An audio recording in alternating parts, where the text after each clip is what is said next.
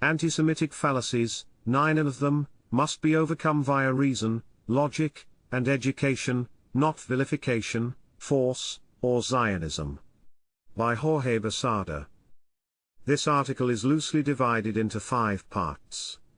1. Anti-Jewish fallacies, antisemitism, leading to 2. Zionism, a brief history. 3. Misguided rise in coercion and hate speech laws to deal with antisemitism. 4. Understanding and overcoming 9 popular anti-Jewish fallacies. 5. The ADL's and Stop Antisemitism.org's misguided attempts to overcome antisemitism via force, intimidation, and the latter's attempt to have me fired from a previous job.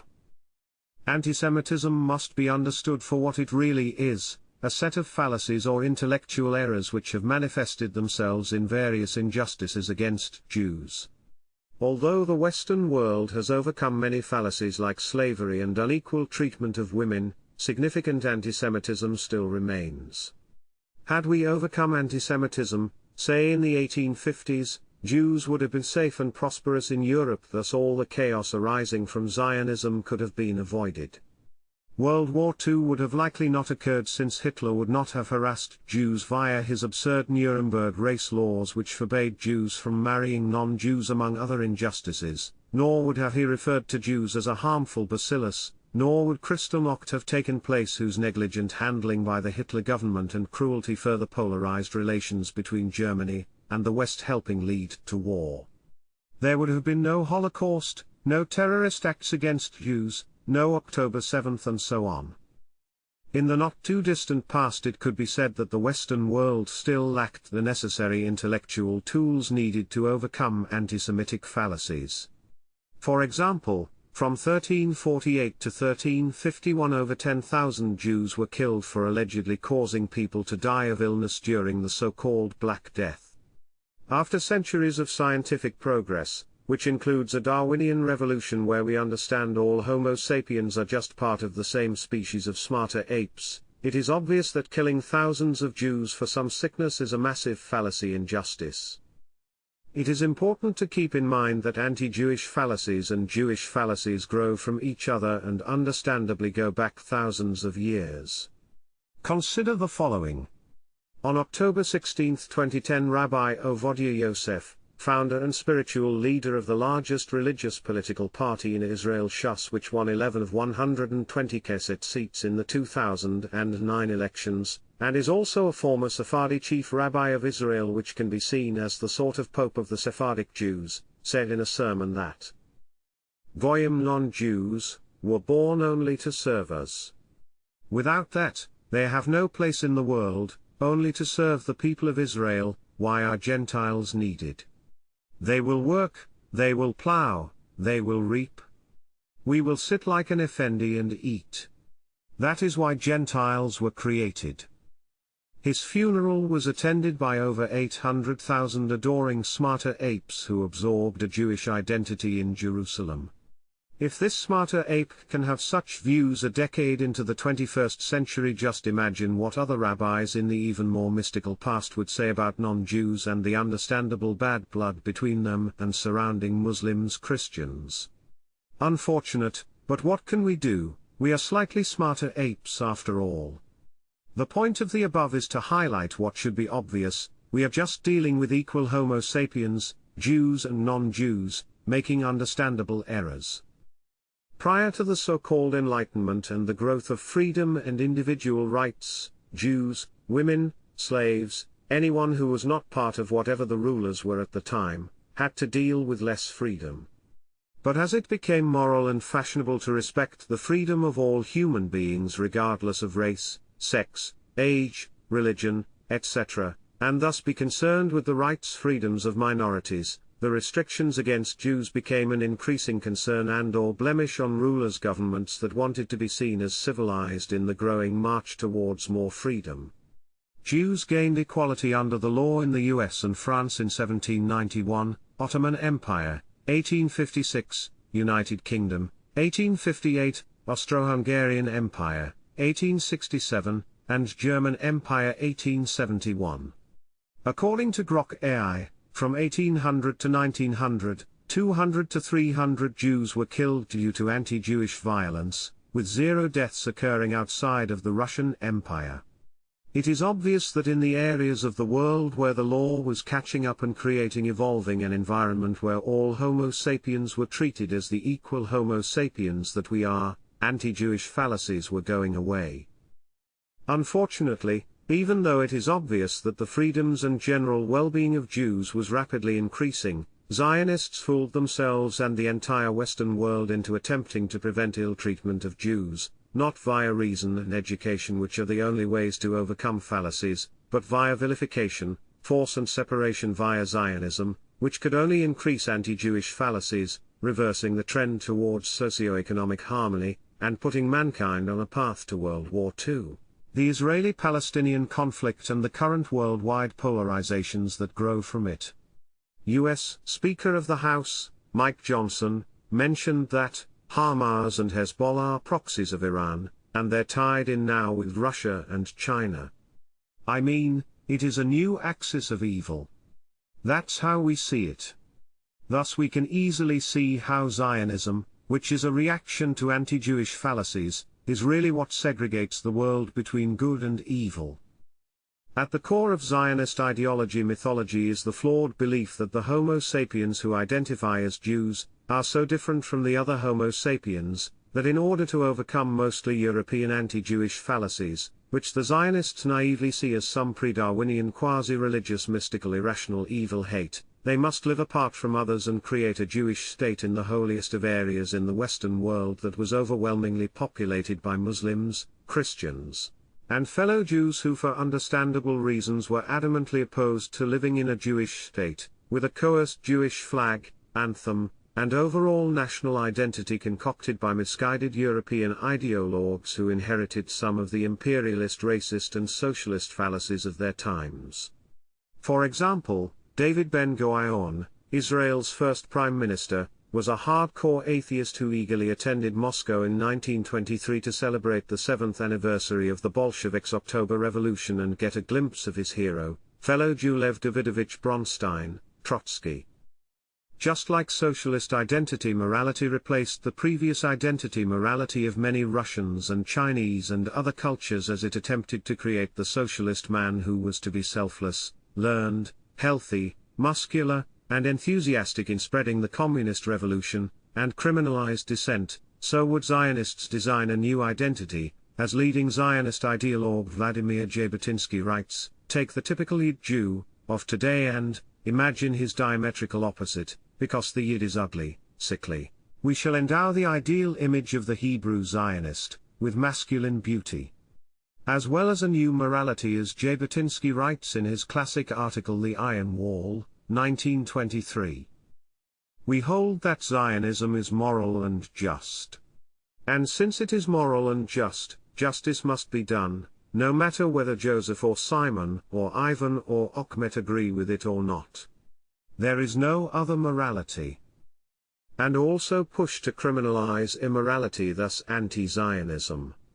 Israeli author of the great books The Invention of the Jewish People, and The Invention of the Land of Israel, Shlomo Sand, astutely mentioned that Zionism has become a sort of Stalinism, that understandably attempts to coerce, via so-called hate speech laws, and ultimately kill if necessary all ideological opposition. CEO of the Anti-Defamation League Jonathan Greenblatt mentioned that anti-Zionism is anti-Semitism, and that anti-Zionism is genocide. Similar to socialism, especially in horrific periods like the Chinese Cultural Revolution, Zionist ideology and morality would drive extinct the organically grown Judaism and views of most Jews in the late 1800s who were overwhelmingly opposed to Zionism. The rabbinical establishment, reflecting views shared by most Jews in Munich, Germany, where Herzl wanted to hold the first Zionist Congress, 1897, strongly rejected the idea, so the meeting was moved to Basel, Switzerland. They mentioned, "We comprise a separate community solely with respect to religion.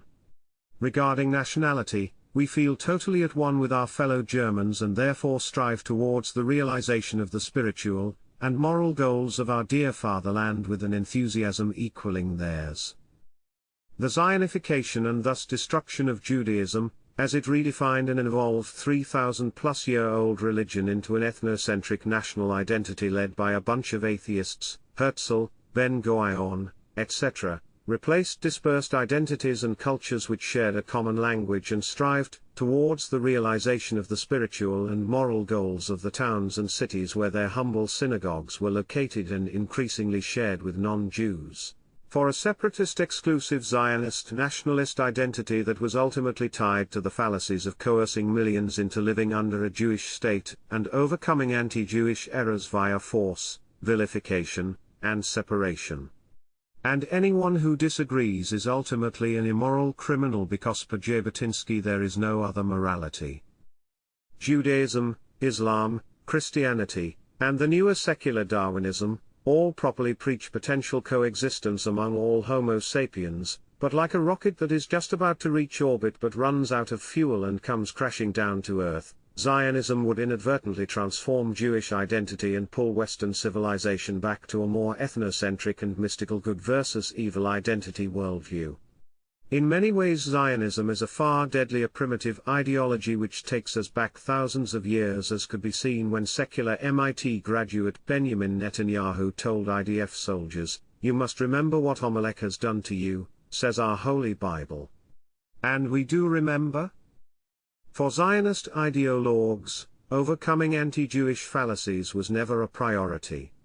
Antisemitism was actually needed and welcomed to spur on the movement.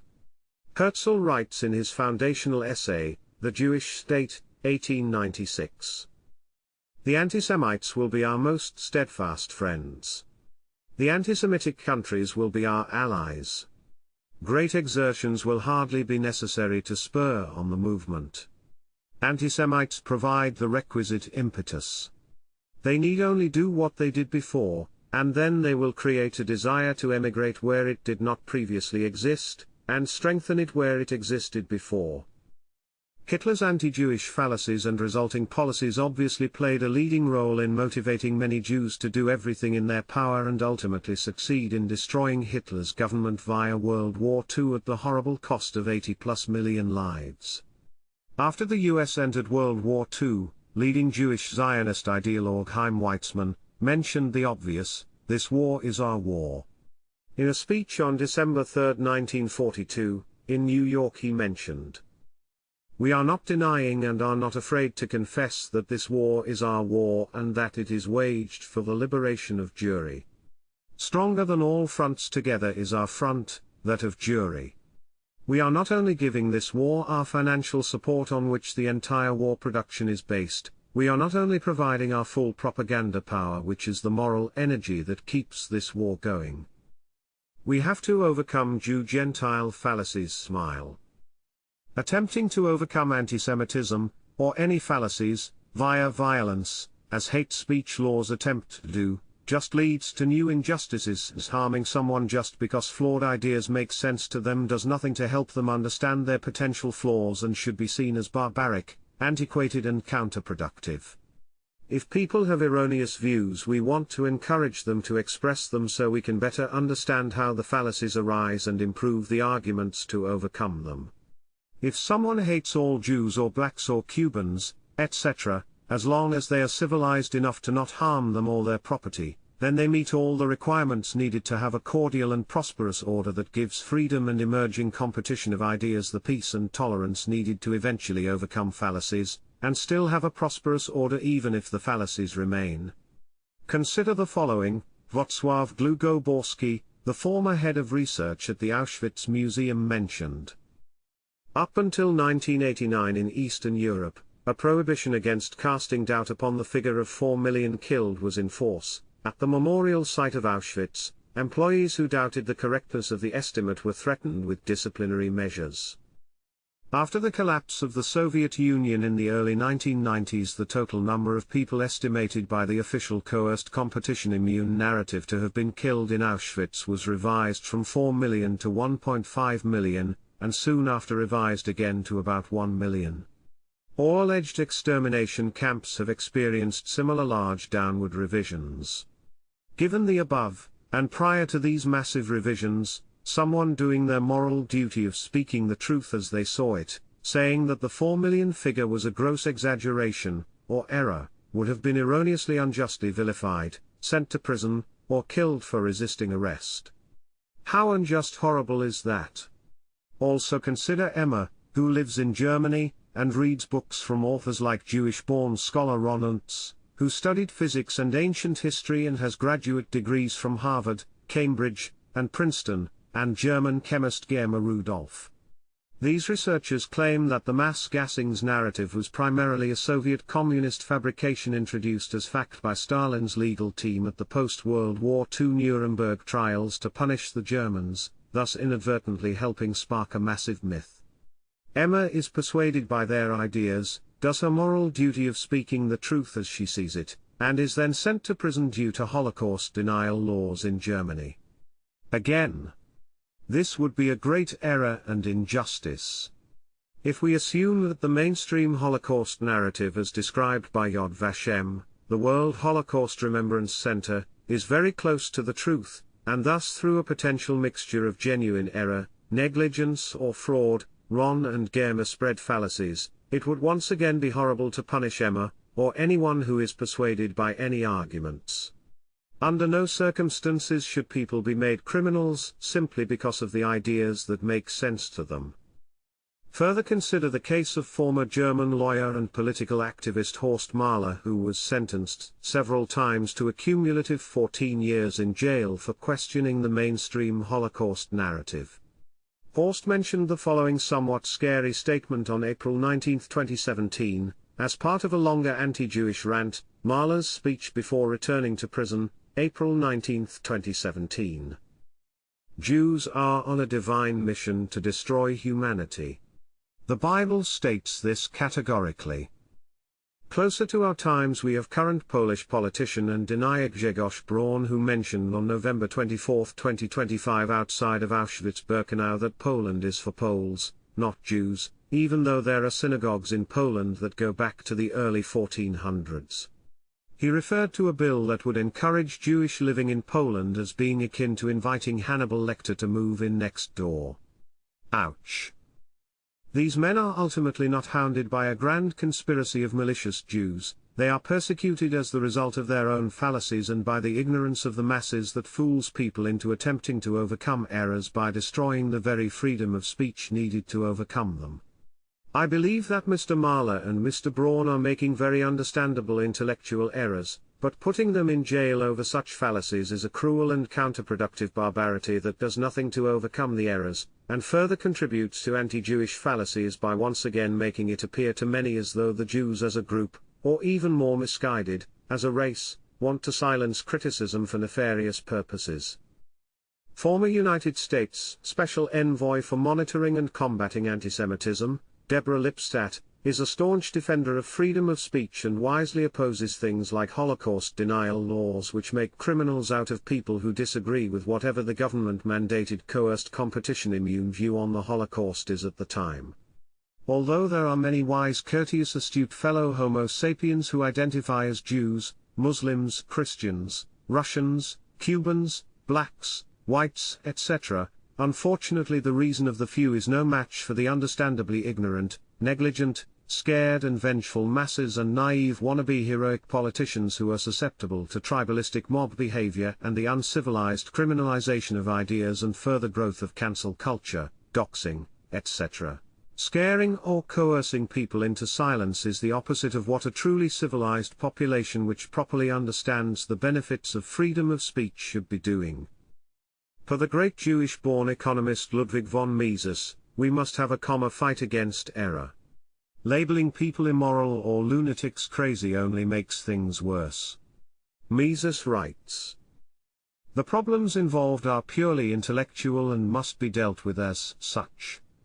It is disastrous to shift them to the moral sphere and to dispose of supporters of opposite ideologies by calling them villains. It is vain to insist that what we are aiming at is good and what our adversaries want is bad. The question to be solved is precisely what is to be considered as good and what as bad. The rigid dogmatism peculiar to religious groups and to Marxism results only in irreconcilable conflict.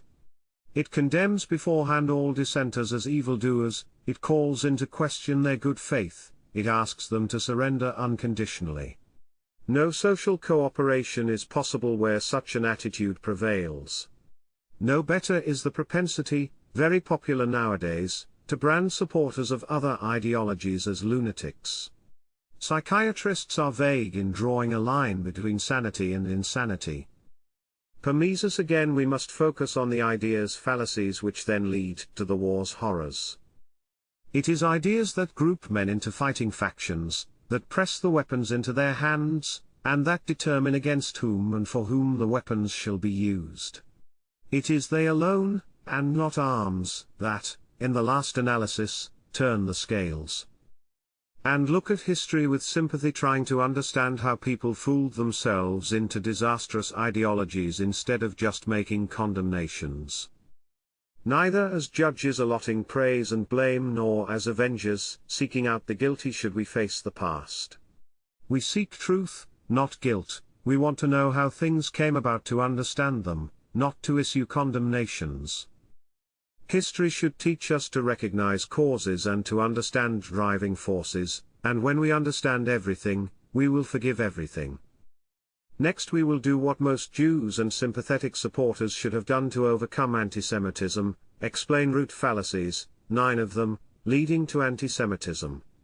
They are: misunderstanding ethnic Jewish overrepresentation in finance banking. Misunderstanding ethnic Jewish overrepresentation in socialist communist movements.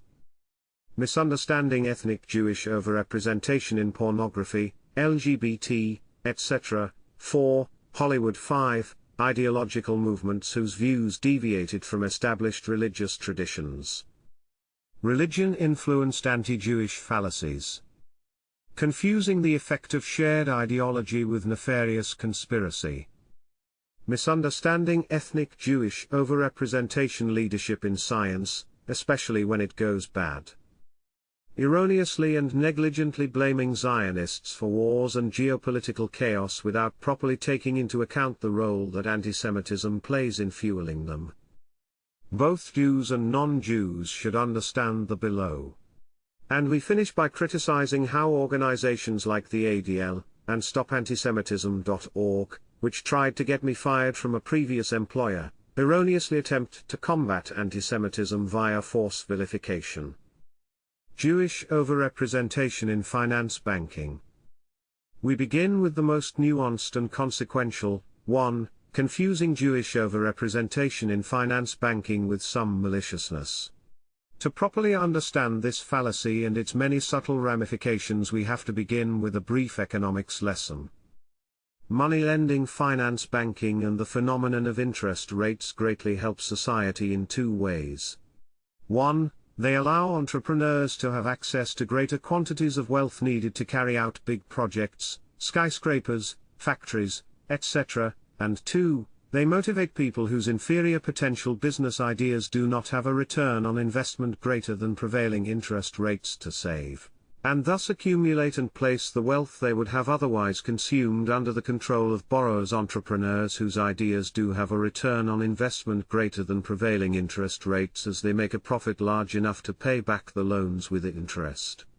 This process inadvertently, as founder of the Austrian School of Economics Karl Menger would write, as unintended results of historical development, and certainly not as the result of our reason, gives a massive computational boost to society as wealth is accumulated and subsequently used to reorder society by the minds that have the best ideas. Information.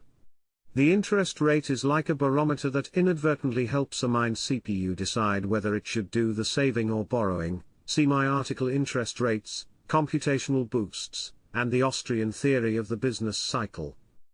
The classic and perhaps most important example of the coevolution of the modern free market economy, capitalism, culture, and our eventual Jew-Gentile frictions, can be seen with the emergence of modern banking finance. For example, Islam has strong prohibitions against charging interest usury, which have short-circuited or greatly hampered the potential benefits of finance banking summarized above in the Islamic world. The following passages from the Quran are perhaps the most relevant. That they took usury, though they were forbidden, and that they devoured men's substance wrongfully, we have prepared for those among them who reject faith a grievous punishment. 4-161. Those who devour usury will not stand except as stands one whom the evil one by his touch has driven to madness. That is because they say, trade is like usury, but Allah has permitted trade and forbidden usury. 2-275. Allah will deprive usury of all blessing, but will give increase for deeds of charity, for He does not love ungrateful and wicked creatures. 2-276. Christianity's New Testament seems more usury-friendly via passages like, Luke 19:23. Why, then, didst thou not put money in a bank, so that I on my return might have gotten it with interest? But Luke 6:35. But love your enemies, do good to them, and lend to them without expecting to get anything back, could be used to support an anti-usury position, which is what the Church enforced for over 1,000 years before eventually abandoning the strong anti-usury stand. When it comes to Judaism and the Old Testament, God's message is one that shuns charging interest between Israelites Jews but allows it to be charged to non-Israelites. The most influential verses are Deuteronomy 23:20. You may charge a foreigner interest, but not a brother Israelite. And Exodus 22:25. If you lend money to one of my people among you who is needy, do not be like a money lender, charge him no interest. This is a good example of mankind's tribal ethnocentrism shunning a practice which is believed to be bad within the group, but allowing its use with those outside the group. The 14th century French Jew Levi ben Gershom felt it was good to burden the Gentile with interest because one should not benefit an idolater and cause him as much damage as possible without deviating from righteousness.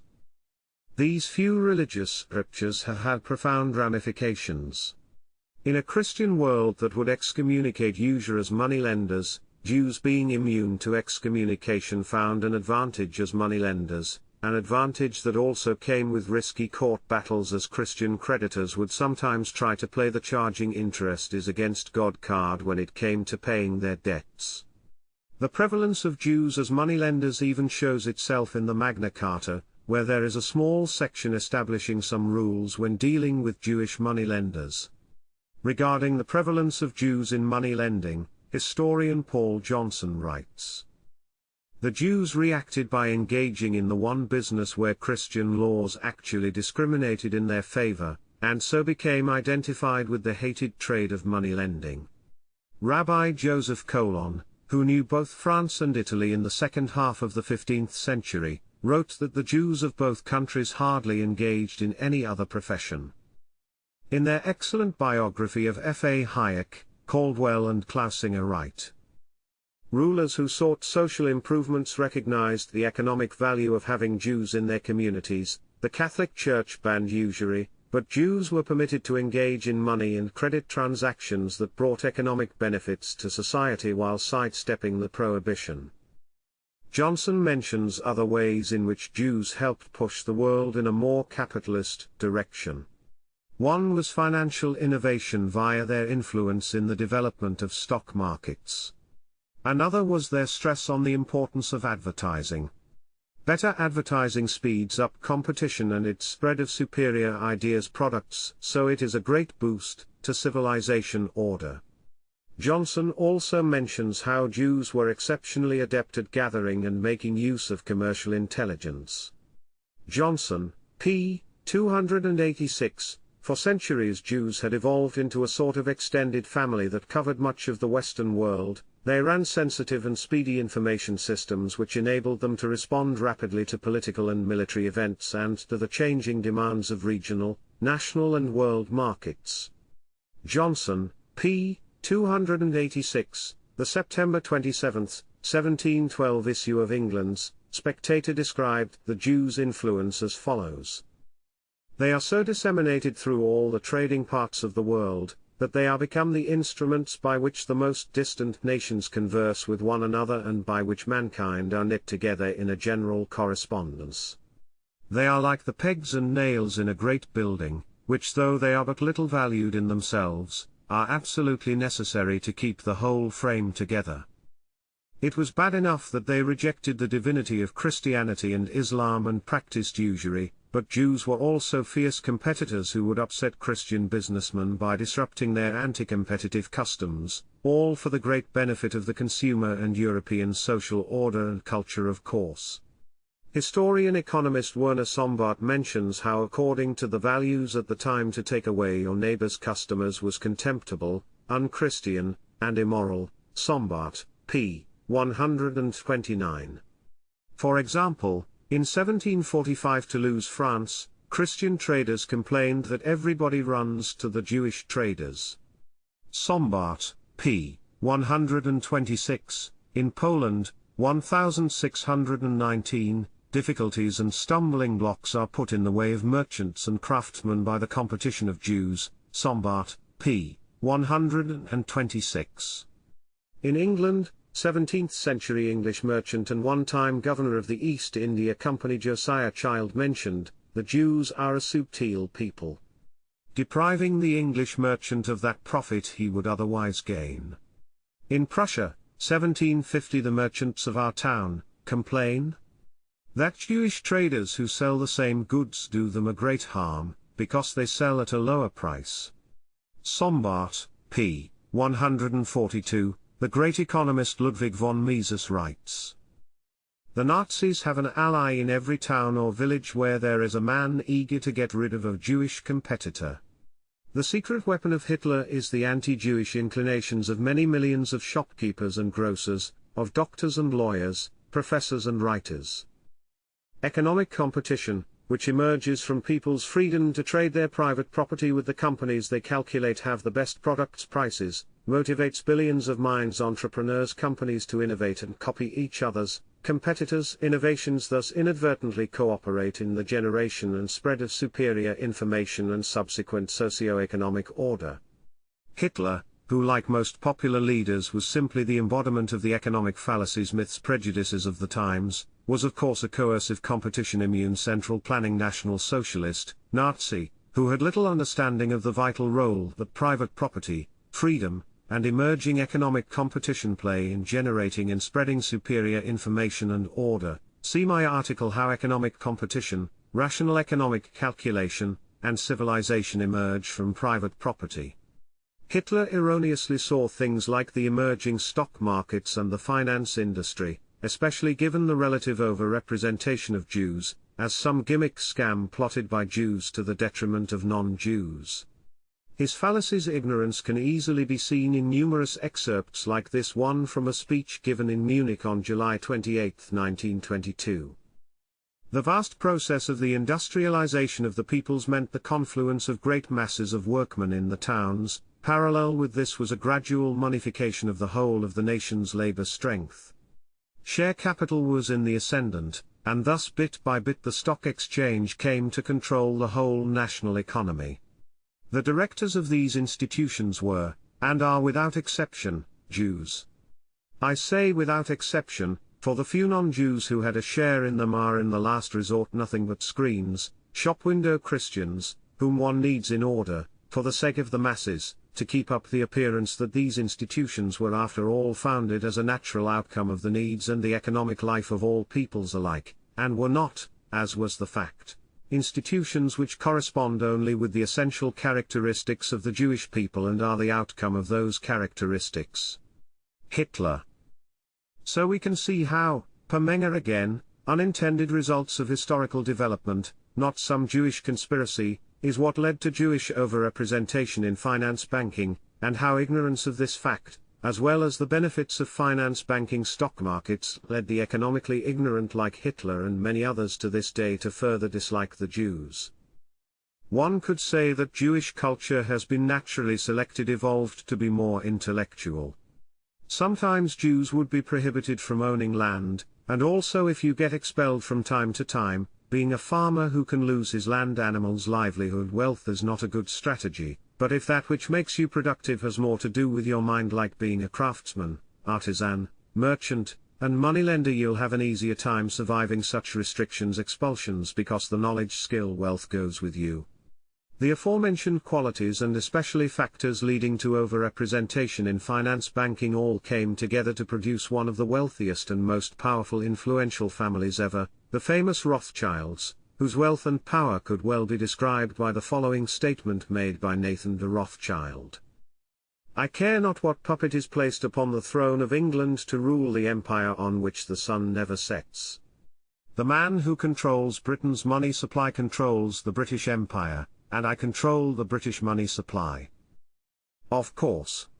If economic ignorance fooled the Christian and Islamic worlds into giving Jews control of all of their savings and the entire finance banking industry, then it makes perfect sense that the Jews would have monumental influence control.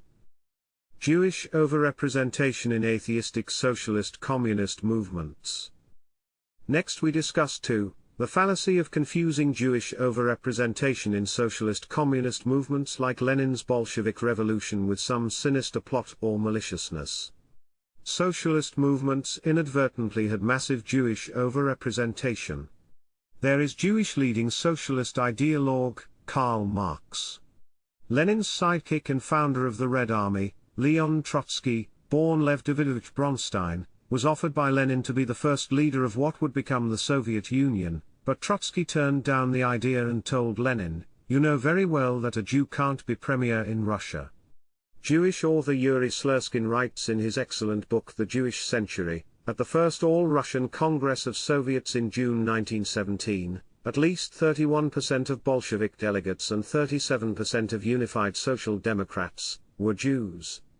Furthermore, 5 of the 12 Bolshevik Central Committee members at the October 10, 1917 meeting which voted to launch an armed insurrection were ethnic Jews. Jews, at least in Lenin's Russia, were on average better educated, thus inadvertently rising to the top of the tyrannical ideology bureaucracy which required the better educated to coerce the rest. Lenin mentions how Jewish intelligentsia members in the Russian cities was of great importance to the revolution. It was only thanks to this pool of a rational and literate labor force that we succeeded in taking over the state apparatus. The atheism and Darwinism associated with socialism had an extra appeal for Jews, since they'd now gain equality and freedom from religion-influenced restrictions. This not only further contributed to their overrepresentation in the horrible movement, but also in the tyrannical Soviet secret police tasked with eliminating the irrational religious Christians, Muslims, Jews who got in the way of socialist ideology morality.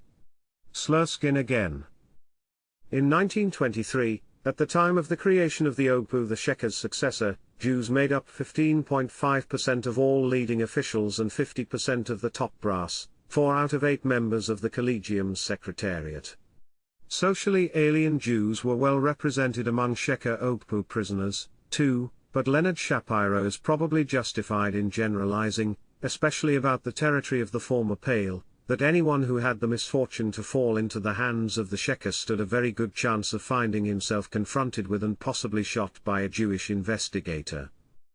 In just 13 years, from 1927 to 1940, the Soviet secret police, with a significant overrepresentation of ethnic Jews, destroyed 29,084 Christian Orthodox churches, leaving less than 500, while killing an estimated 80,000 to 100,000 priests.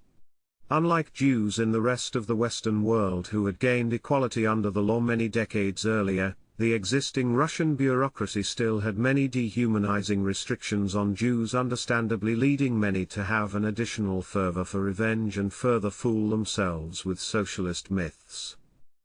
The above factors erroneously made it seem to naive thinkers like Hitler, and sadly many to this day, that the Jews purposely conspired socialism for nefarious purposes, including destroying Christianity, Islam religion, instead of the truth, that unintended results of historical development, not malicious conspiracy, led to ethnic Jews being overrepresented in a disastrous ideology. Furthermore, a more secular Darwinian evolutionary outlook, less tied to culturally evolved religious morals, unintendedly caused ethnic Jews to be relative leaders in 3. Pornography, LGBT stuff, which helps explain why Tel Aviv today may be the gay capital of the world. 4. Hollywood, Marlon Brando, Hollywood is run by Jews. It's owned by Jews. And 5. ideological movements whose views deviated from established religious traditions, again, socialism, further causing misguided thinkers, especially religious ones, to blame the Jews for alleged immorality, debauchery, etc., which brings us to our last major anti-Jewish fallacy. 6. Religion-influenced anti-Jewish fallacies. Regarding the chaos suffering in Gaza, popular conservative influencer commentator Candace Owens mentioned, "What we are watching right now is the synagogue of Satan led by Bibi Netanyahu." These sorts of statements are what helped Candace win the Anti-Semite of the Year award in 2024. Popular British journalist George Galloway also referred to Israel on the 23rd of December 2025 as a satanic state. Also remember Horst Mahler earlier. Another religion-based anti-Jewish fallacy is to refer to very old Talmudic passages, applicable to older more ethnocentric tribal times when most religions understandably focused on their own little group of Homo sapiens and had not gone through the cultural evolution that shaped them to be more inclusive of others, as applicable to most of today's Jews and people like Ben Shapiro. For example, while criticizing Ben Shapiro, Candace Owens mentioned on the 19th of December 2025. "Ben Shapiro, fuck you, and I say that on behalf of the world. You're obnoxious, you have absolutely no values that exist outside the Talmud. You describe yourself as a Talmudic Jew. And I've learned what in that Talmud, and I encourage other people at home to learn what is in that Talmud so you know what Ben thinks of you. He doesn't just hate me, he hates you two white men, he hates all black people, if he is following the rules of the Talmud. I mean, when I say hate, they think that we're animals, that they have a right to own us, that they have a right to make us worship them, that they have a right to lie to us, that they have a right to sue us and take everything that we have, and they have a right to deceive us. 75 million years ago our ancestors were mouse-like creatures. As we changed through time, some of the genes that described this mouse-like animal changed, but others remained in our genomes and are just skipped, ignored and allowed to mutate without really affecting us. The same thing happens with culture and Judaism, which is one of our oldest religions. When Ben Shapiro and some Jews and non-Jews of today say they are fans of the Talmud, like Argentinian President Javier Milei, I have little doubt in my mind that they are not referring to these potentially backward passages. Among millions of Jews one can find many that do, like Rabbi Ovadia Yosef and many of his followers, but to paint Ben Shapiro, as Candace does above, is a popular anti-Jewish mistake. A mistake which then grows Zionist power and censorship. Now, given the chaos that Zionism is creating, we are seeing a radicalization and rebarbarization of Judaism, Islam, and Christianity, likely increasing the number of Jews who are once again paying attention to such passages. Socialism and the Soviet Union were not overcome by priests calling the atheistic Soviets evil or satanic. It was overcome by great economists showing the errors of the ideology, and having enough Soviets themselves like Gorbachev admitting error. The Soviets, being irreligious, saw such religious moral condemnations criticisms as irrational, foolish, and this only increased their persecution of religion. The same thing understandably happens with Zionists. These religion-based criticisms only reinforces the righteousness of their cause, and gains them sympathy, which is then used to crush freedom of speech, destroy Gaza and nearby areas, countries, Lebanon, Syria, etc., with near impunity, and so on. Calling the Zionists evil or satanic is just like calling people immoral, evil anti-Semites just because they make anti-Jewish fallacies. The Zionists and the anti-Semites make errors, and we have to treat both the same. Now, there is a big difference between calling Zionists satanic, which I consider to be an anti-Jewish fallacy, and showing how Zionism is an ideology totally disconnected from the God of Abraham shared by religious Jews, Christians, and Muslims. There are many rabbis and Jewish intellectuals like Rabbi Yaakov Shapiro, book, and Professor Yaakov Rabkin, book, who do an excellent job showing how Zionism, being a movement created and led by atheistic Jews like Herzl, David Ben-Gurion, Jabotinsky, all Israeli prime ministers, etc., erroneously redefined Judaism into the ethno-nationalist Zionist identity ideology it is today, where allegedly some atheist prime minister like Netanyahu can speak on behalf of all Jews. Remember, per Jabotinsky, we hold that Zionism is moral and just, there is no other morality. You can follow the Ten Commandments, the teachings of the Old and New Testaments, the Quran, you can be a secular Darwinian like me, but you can't hold and express anti-Zionist views in our new faith and moral code. It is the morality preached by Jabotinsky, not Moses, nor Jesus, nor Muhammad, that Zionist ideologues have managed to fool themselves and leading Western politicians with. Atheistic Zionist ideologues managed to not only change Judaism for most Jews, but they also Zionized Christianity to the point where Israeli flags, not Christian crosses, dominate the US Congress. Another very complex anti-Jewish fallacy is 7, to confuse shared ideology with nefarious conspiracy. The great comedian critic George Carlin astutely mentioned, you don't need a formal conspiracy when interests converge. Ideologies cause people to have shared interests, incentives, fears, concerns, views, which causes them to think and act alike, giving the impression that they are in a formal conspiracy when in reality no such thing has likely occurred. And even when formal conspiracies do occur, we must still focus on the complex emergence evolution of the ideas that group men. It is vitally important to understand the role that statistics and shared ideology interests, incentives, not formal conspiracy, play in the emergence and spread of ideologies and violence. For example, when some understandably angry Muslims killed staff of the Charlie Hebdo French magazine due to publishing offensive images of Prophet Muhammad, this was not the result of some grand conspiracy by Muslims orchestrated from perhaps Riyadh, Saudi Arabia. In any ideology there will be a percentage of people who feel like lies and violence are justified, and it is this statistical process, not some grand formal conspiracy, that is the culprit.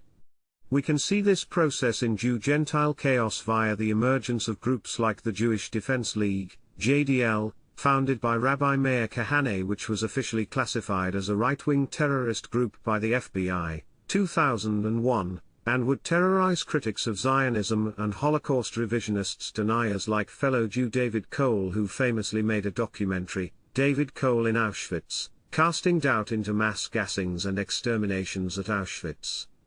As Zionist ideology mythology spread, just like with socialist ideology mythology, more and more Jews increasingly saw it as their moral duty and life's purpose to work, not towards actually overcoming antisemitism through reason, logic, education, or work towards world peace, etc., but to aid Zionism, their new faith identity, regardless of ramifications.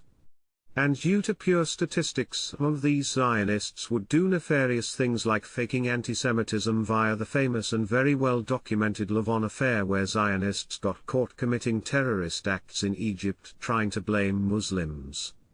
Michael Ron David Kadar was an Israeli who got busted for making hundreds of fake bomb threats to Jewish organizations. If there are, say 50 million committed Zionists, if just 1 out of 10,000 of them is motivated to fake some anti-Semitic event like Michael Ron David Kadar did, you have 5,000 potentially doing such acts, which are then used by the understandably scared and Zionized masses and their naive supporters to spread more Zionism, and so on. Of course, the Zionist disaster and its countless wars and Gaza calamity greatly increases the probability that some understandably angry and distraught Muslims kill random Jews, as was perhaps the case in the December 14, 2025, murdering of Jews at Bondi Beach in Australia. Given the above factors, Zionist ideology is essentially in a sort of false flag and chaos treason spreading autopilot mode. And, again, without the need of some grand malicious conspiracy. Further consider that you have at least 5,000 Mossad agents, if just 1% of them have ideological and financial incentives that motivated them to fake antisemitism or do other clearly nefarious things for personal ideological gain, you have 50 smart, motivated people, further statistically making it extremely probable that Zionized ideologues are doing nefarious things like potential involvement in the JFK assassination, 9/11, dancing Israelis, the Epstein scandal, etc. Again, when you have so many Zionists with strong ideological as well as financial incentives to do nefarious things for the cause, again, statistically, they will happen without some grand sinister conspiracy, and to an overwhelming degree against the wishes of the Jews on average. Just like the US and Western world was full of pro-socialism Soviet spies ideologues, so is the US West full of Zionists who are willing to do nefarious things to help the cause, what they consider moral, and oftentimes very profitable. Ryan Dawson's documentary New Mech, How Israel Stole the Bomb is an excellent documentary showing how Zionist ideologues were involved in all kinds of fraudulent illegal activity as they helped Israel make nuclear bombs, which included killing JFK due to his firm opposition to it. When some Zionists are busted doing these nefarious things, this then erroneously proves to naive thinkers that the Jews are malicious plotters, helping them spread their misguided conspiratorial fallacies. Again, we must blame complex evolved ideological factors, statistics and incentives, instead of just the Zionists or the Jews or the socialists, etc., and also, very importantly, the perverse financial incentives that the flawed ideology morality was also creating. Once Bolshevism socialism began to take root in Russia, it was hugely relatively profitable to join the party ideology, and the secret police and start killing coercing critics of the ideology. Zionism has evolved a similar effect. In 1895 when Theodor Herzl seriously decided to take concrete steps towards the ideology, it could be said that there was zero money going towards Zionism, and certainly no Mossad, or people willing to kill critics of the idea, or find it hugely profitable to push the ideology. Today the US consumes about $1.5 trillion, an amount similar to the GDP of Spain, in national defense which goes to fight the great evil of our day, the alleged anti-Semites, critics of Zionism, the Palestinians who through some irrational incomprehensible evil, and anti-Semitism are full of terrorists, and their supporters like the Iranians and their allies the Russians and Chinese.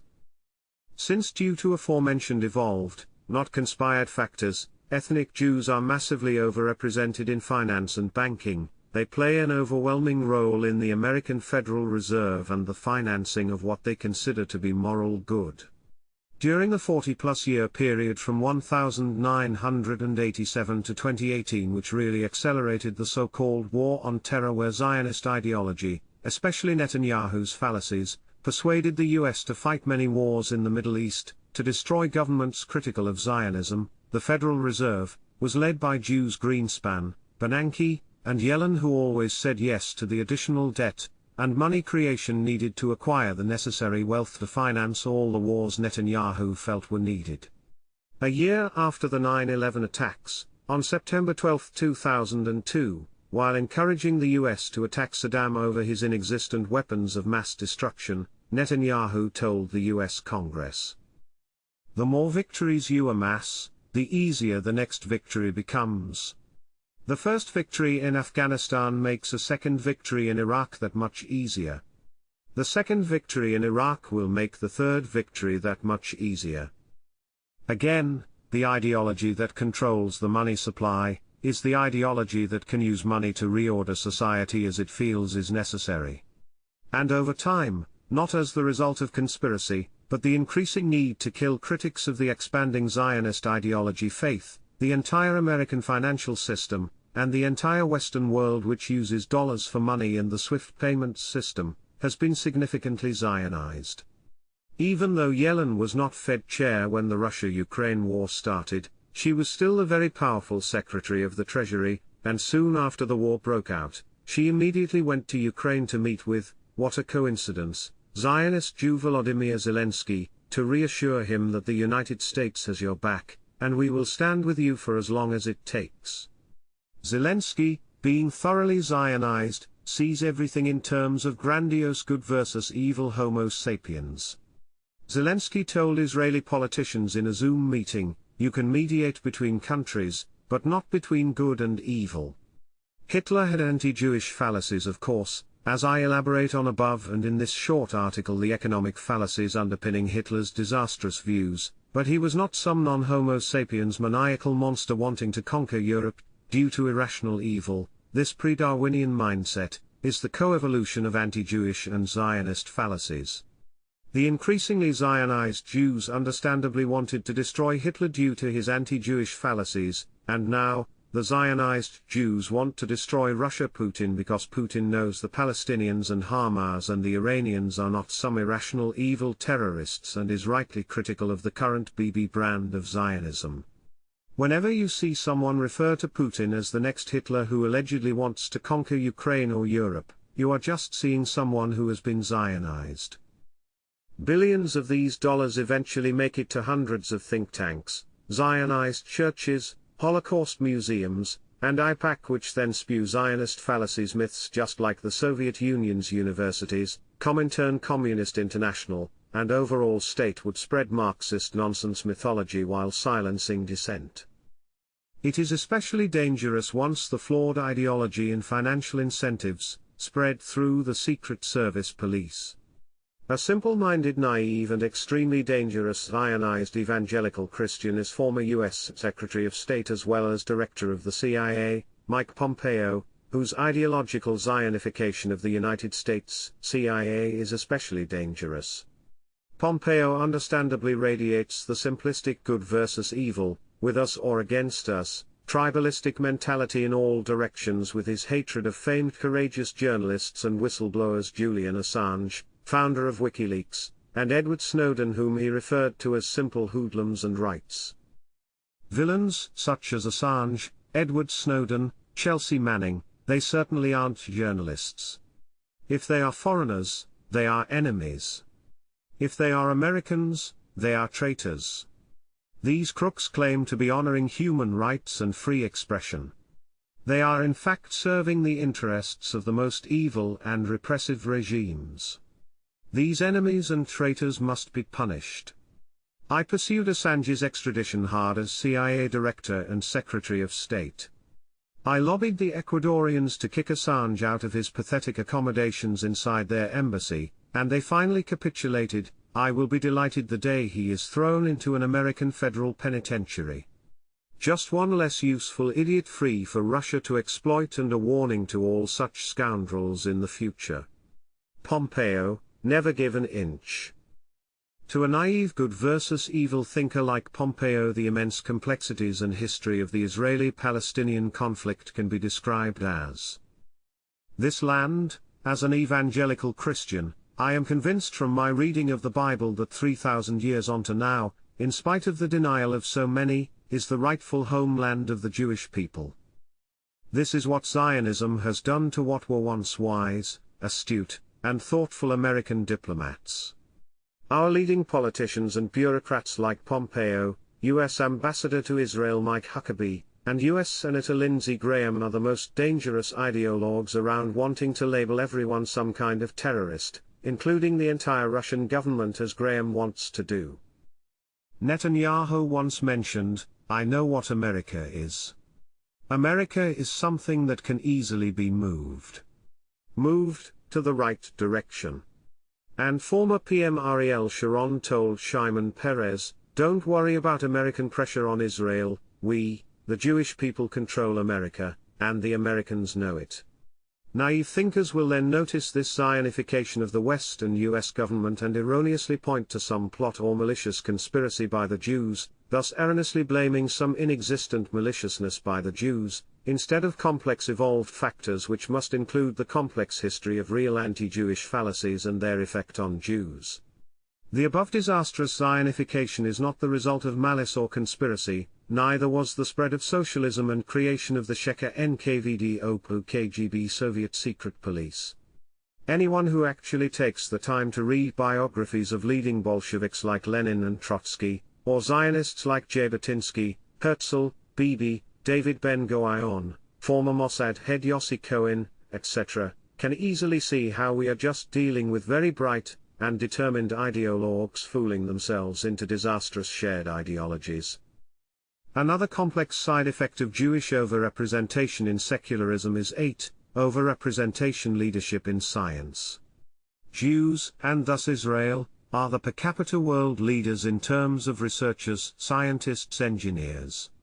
This is wonderful when so many intellectuals push good ideas like pro-freedom capitalism ideologues like Mises, Rothbard, Rand, Friedman, etc., but horrendous when they are overrepresented in competition-immune government-coerced mythical and dangerous nonsense, like socialism of course, and more recently as happened during the COVID mania with the horrific lockdowns and coerced vaccinations. In his book Breaking History, a White House memoir, Trump's son-in-law, Jew Jared Kushner, mentioned how he was in direct frequent phone contact with fellow Jew and CEO of Pfizer, Albert Bourla, negotiating Trump's warp-speed rapid and mass experimental bullshit vaccination program, with its competition-immune corrupt government-guaranteed purchases investments. Bourla is a dangerous ideologue, who mentioned that people who are against the COVID vaccines are spreading misinformation and are criminals because they have literally cost millions of lives. Naive thinkers will look at this and once again mistakenly suggest some sinister conspiracy by the Jews when this was not the case. Had it been some conspiracy, you'd think Israel would have been spared the disastrous vaccines and tyrannical counterproductive lockdowns, but this was not the case. As with China, which has tons of secular scientific priests of scientism and self-mutilated with lockdowns and vaccines accordingly, so did Israel, which gave Bourla the Genesis Prize, a $1 million annual prize awarded to Jewish people who have achieved significant professional success, in recognition of their accomplishments, contributions to humanity, and commitment to Jewish values. Wiki. Israel used its very smart and educated workforce to coercively centrally plan the quickest coerced injections and vaccine passport system in the world that treated its citizens faithful like lab rats, similar to a Soviet 5-year plan. Netanyahu boasted about Israel being a vaccination nation, and proudly keeps in a special display case the syringe that gave me the first vaccine out of the millions of vaccines that we brought to Israel. For similar reasons that led Jews to be leaders in the disastrous scientific socialism, Jews find themselves leaders in the priesthood of scientism, which sadly also means leaders in the persecution of people like myself who want freedom and competition in science, not Soviet-like coerced science. Many, if not most, anti-vaxxers and people wanting medical and scientific freedom are Christians. Many believe that God made the human body perfect with all the necessary mechanisms for health and overcoming disease, and that vaccines are flawed, unnecessary. I am a secular Darwinian who believes that 4+ billion years of natural selection have similarly crafted Homo sapiens with good mechanisms to remain in optimal biochemical order, and that vaccines are just another mythical medical treatment far more dangerous than leeches. Read the classic book Dissolving Illusions, Disease, Vaccines, and the Forgotten History, to properly understand the evolution of this dangerous myth, vaccination. Both, myself and many Christians, reach similar conclusions via different ideological paradigms. The complexity that a potential God and natural selection have crafted, is far more powerful than what some smarter apes with electron microscopes think they understand. High priest of scientism specializing in vaccine talismans, Dr. Peter Hotez, Jewish again unfortunately, wrote a book titled The Deadly Rise of Anti-Science, A Scientist's Warning, where people who want medical and scientific freedom, and thus freedom from the coercion of the priesthood of scientism, are portrayed as people preaching what Hotez calls anti-science aggression. People who wanted freedom from the coercive socialist bureaucracies were seen as malicious who for selfish, greedy, nefarious reasons did not want to contribute to the well-intentioned plans of the experts' planners. To the Soviets' communists, these people, religious conservatives, were of course right-wing elements, fascists, etc., and sadly Hotez makes similar errors. This book honors the Americans who lost their lives to anti-science aggression. Simply calling this misinformation, or some other bland descriptor, mostly fails to convey its deliberate, well-organized, and well-financed origins, as well as its political ties. A new and tragic reality had emerged. Those living in conservative areas of the nation fell victim to a new and dangerous force hitherto unnamed. Anti-science aggression is a more appropriate term, and in this book I call out its perpetrators, members of Congress, sitting governors, conservative news outlets, the federal courts and cadre of contrarian intellectuals and pseudo-intellectuals from universities and far-right think tanks. Naive thinkers will say that the Jews were responsible for the COVID mania while focusing on these extremely dangerous Jewish ideologues, while overlooking the deeper evolved factors that caused their overrepresentation in flawed government-run competition immune science and its horrible perverse incentives. This is why criticism of vaccination mythology, just like of Zionism, is most effective when it is done by fellow Jews, especially those deep in the world of Darwinism like evolutionary psychologist Bret Weinstein. Hotesses and other Jews' silly smears and denunciations don't work with fellow secular Jews who are even higher in the Darwinian priesthood of our day. Another anti-Jewish fallacy is 9, blaming the Jews for much of the warmongering and political instability of the last century. The earlier Weitzman quote shows how vital Jews were in pushing for World War II against the anti-Semitic Hitler for obvious reasons. Further consider the following. On September 10, 1941, about 3 months before the US entered World War II, December 8, 1941, Chaim Weitzman sends a letter to Churchill mentioning how Zionists helped England defeat Germany in World War I by bringing the United States into the war and how they will help England bring the US into World War II also. 2 years have passed since, on the outbreak of the war, I offered to His Majesty's government, on behalf of the Jewish people, the fullest active support of Jews in Palestine and throughout the world. I have spent months in America, traveling up and down the country, and clearly searching the American scene. Forces over there are finely balanced. The position is uncertain. There is only one big ethnic group which is willing to stand, to a man, for Great Britain, and a policy of all-out aid for her, the 5 million American Jews.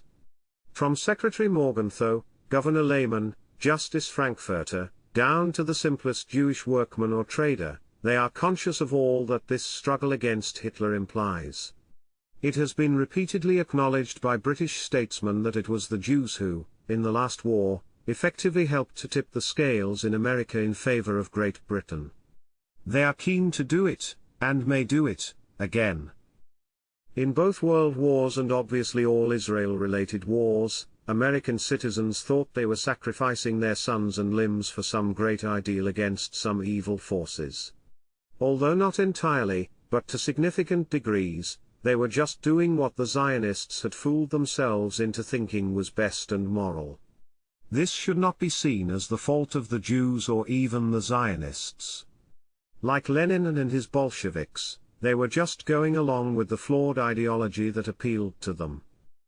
The point to keep in mind is that blaming the Zionists for their involvement in the never-ending warmongering that their flawed ideology leads to without seeing it as an understandable reaction to antisemitism, and thus putting the blame on them, is a fallacy. If an ignorant population, anti-Semites, is going to blame another population for the Black Death, capitalism and communism, and whatever is wrong with society, you will inevitably evolve the character identity of that population, Zionists, to have an us versus them mentality and understandably focus on its short-term perceived survival interest even if this pursuit continuously causes longer-term harms. Again, anti-Jewish fallacies and Zionist fallacies grow from each other. To blame one without taking into account how its actions are an understandable reaction to the other is a mistake. Again, per Mises we seek truth, not guilt, we want to know how things came about to understand them, not to issue condemnations. By the same logic, calling the destruction of Gaza, which has easily claimed over 200,000 lives in the most horrifying manner, a genocide is an error.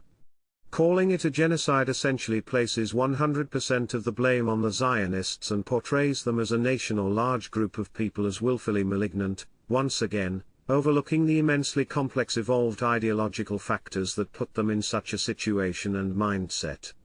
To what degree can one deem people criminals when their harms are the result of the emergence of a complex and ultimately flawed ideology? The legal concept of mens rea, guilty mind, is something we must keep in mind when dealing with millions who fool themselves into flawed ideologies, moralities like socialism, Nazism, European imperialism, etc., and Zionism. Calling Soviets immoral evil instead of overcoming their fallacies just kept the polarizations going. The whole Soviet nightmare could have been ended should US diplomats simply understood economics and just challenged Soviet ideologues to worldwide broadcasted debates. The Zionist mob wants to call the Palestinians evil terrorists while overlooking the complex ideas that group men into fighting factions, while the anti-Zionist mob wants to call the Zionists genocidal maniacs for similar flawed reasons. As in any war, you will easily find soldiers doing clearly immoral things which deviate from established morals of war, but the understandable history and hatreds have led to an IDF that must have an overrepresentation of unethical fighters. It is a massive error to then label the IDF or even all of Israeli society, since polls show most are in favor of the destruction and expulsion of Gazans, as genocidal. Again, getting into the moral sphere is not the way out of this mess. A great example of this flawed pattern was on display on a debate between a young and very cordial Zionist, Eli Hassel, and popular anti-Zionist journalist podcaster Jimmy Dore on December 11, 2025. Eli has an excellent YouTube channel where he has hosted many debates by many leading ideologues on both the Zionist and anti-Zionist side of things. Famed Israeli historians like Benny Morris, and Ilan Pappé, as well as Norman Finkelstein, author of the classic, The Holocaust Industry, Reflections on the Exploitation of Jewish Suffering. Many prominent journalists, podcasters, influencers like Gideon Levy, Destiny, Cenk Uygur, and Myron Gaines. Anti-Zionist rabbis like Yaakov Shapiro and David Weiss, and countless other influential and relevant personalities. Even though I believe Eli is a misguided Zionist ideologue, not once have I seen him demean, or insult, or stray away from honest truth seeking in any of his discussions. Yet the courageous and very wise Jimmy Dore ranted to Eli. I don't like to debate Zionists. It's the same stupid fucking arguments over and over. It's the same bullshit trying to justify a fucking genocide. It's the bloodthirsty lying war-starting fucking Zionists that are a cancer on this planet. The above language is reflective of anti-Jewish fallacies, which, again, then justify the growth of Zionism and related chaos. The Zionists, like the anti-Semites, are neither evil nor dumb, they are just wrong, and labeling them as such just grows their disastrous ideology. Vilification and coercion by the ADL and StopAntisemitism.org is a mistake. The story of my persecution by StopAntisemitism.org. Jewish involvement and influence in the above movement's industries is not the result of malicious conspiracy by allegedly all-powerful Jews, it is the result of complex evolved cultural factors and thus, to borrow the popular phrase from Adam Ferguson, indeed the result of human action, but not the execution of any human design. Again, anti-Semitism, like all fallacies, can only be overcome via reason, logic, sympathy for the misguided and education. Hate speech laws, and all attempts to harm peaceful people due to the content of their minds are themselves errors which only increase the polarizations. Organizations like the Anti-Defamation League at times do a good job of identifying people making anti-Semitic fallacies, but they erroneously use vilification and censorship to combat anti-Semitism. Again, CEO of the Anti-Defamation League Jonathan Greenblatt mentioned that anti-Zionism is anti-Semitism, and that anti-Zionism is genocide, which I believe are fallacies. StopAntisemitism.org actively attempts to cause financial harm to companies that employ or do business with people they consider to be anti-Semites. Although I have written extensively about anti-Semitic fallacies, see my article The Economic Fallacies Underpinning Hitler's Disastrous Views and Talk Presentation, I've also been critical of Zionism, which led the organization to attempt to have me fired from one of my previous jobs where fortunately I no longer worked. Their harassment of my former employer has negatively affected us, per text message they sent me. StopAntisemitism.org would even make up quotes I never wrote, like controlled by Jews. They considered proof of my antisemitism a reply I made to ex-user Awesome Jew congratulating him on his coming discussion with Jake Shields, where I wrote the below and linked to my Hitler's Disastrous Views article. Glad to see this happening. Antisemitism is a set of fallacies. We overcome them via reason, logic, education, etc., not calling people anti-Semites and putting them in jail. Thanks for doing this. Please consider reading this too. Relevant for our current fallacies and resulting hatreds. How is the above anti-Semitic? And, again, even if it were, attempting to financially harm my employer and cause me to lose my livelihood just because I may have held some anti-Jewish fallacies is cruel and counterproductive. Conclusion? Just like racist and other fallacies led to European imperialism, and economic fallacies led to socialist ideology, so have the above anti-Jewish fallacies led to Zionism. Dreamy-eyed socialist ideologues never imagined that their ideology could lead to so much oppression and chaos. With so many chess champions, rational scientific institutes instead of churches, and Yuri Gagarin being the first man in space, the Soviets easily fooled themselves into believing they were the vanguard of Western civilization when in reality they were its destroyers. The Zionists have likewise fooled themselves and the Western world into a similar calamity. Two of my favorite quotes from 1974 Nobel laureate in economics F.A. Hayek apply perfectly to socialists and Zionists and their respective well-meaning scholars like Marx and Jabotinsky. It is necessary to realize that the sources of many of the most harmful agents in this world are often not evil men, but high-minded idealists, and that in particular the foundations of totalitarian barbarism have been laid by honorable and well-meaning scholars who never recognized the offspring they produced. Hayek again. Most people are still unwilling to face the most alarming lesson of modern history, that the greatest crimes of our time have been committed by governments that had the enthusiastic support of millions of people who were guided by moral impulses. It is simply not true that Hitler or Mussolini, Lenin or Stalin, appealed only to the worst instincts of their people, they also appealed to some of the feelings which also dominate contemporary democracies.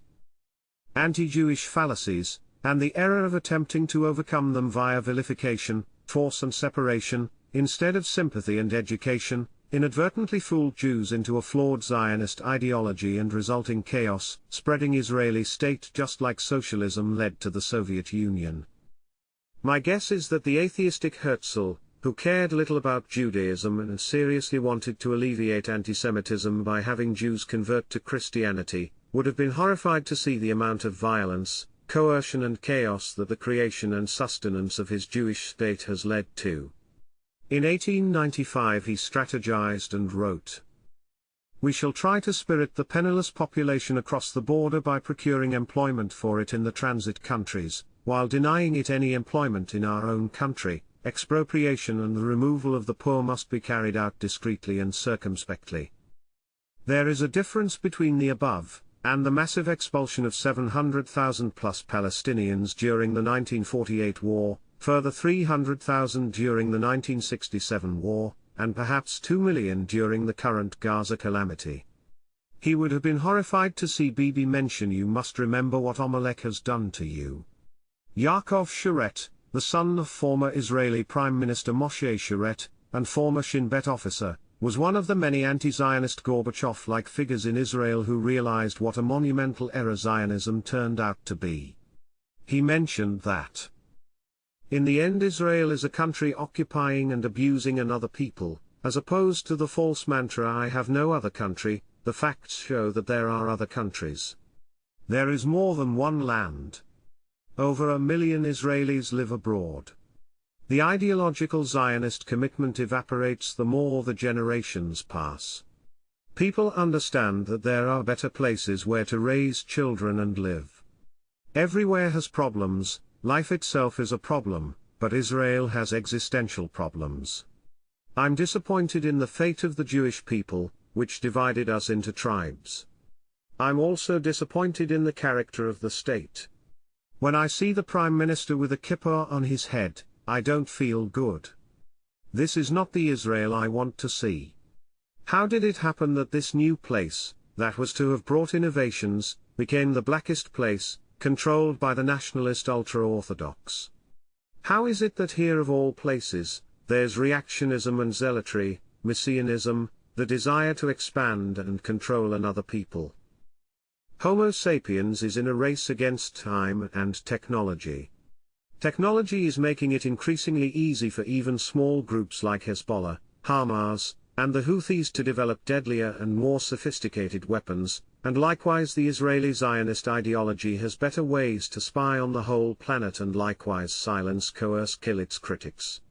It is absurdly obvious, as reality is increasingly showing, how this process can only end in a final world war-like calamity tyranny. Anyone will soon be able to deliver or rent some robot drone to easily locate some address person and kill them. Or create a nuke-like bomb to blow up a whole city, Tel Aviv, Moscow, etc. The economically ignorant tribalistic smarter apes will eventually do this. Every improvement in technology is eventually used by the apes to kill those with the wrong ideas. A proper understanding of freedom of speech and emerging competition of ideas is all we need to discover the best way out of this mess. Hopefully such a beacon emerges and can lead us towards solutions before it is too late. Once thoughtful intellectuals like myself are killed by naive fanatical mobs organizations, all we will have left is just more pure tribalism, and us versus them, and no way to reason ourselves from the final calamity. Although anti-Jewish fallacies and Zionism are destroying civilization per above, one of the great things about the current ideological trends is that both the leading Zionist and anti-Zionist movements are grounded on free market ideology, and thus the eventual freedom needed to overcome our problems. The wisest and most powerful critics of Zionism in the US are in many ways led by comedian Dave Smith, who is a fellow free marketeer essentially spreading the economic and anti-Zionist views of the great Jewish-born economist Murray Rothbard. In Israel, the current Likud party has many strong free marketeers, who invited and welcomed with thunderous applause fellow free marketeer Argentinian President Javier Milei to give a speech in the Knesset. These Zionists, by believing in spreading freedom and emerging competition of ideas, are inadvertently planting the seeds of the very collapse of their Zionist ideology. So whether the anti-Zionist free market voices win, or the Zionist free marketeers win, hopefully enough freedom will spread so that we finally overcome both the anti-Jewish and Zionist fallacies that keep plunging us into chaos.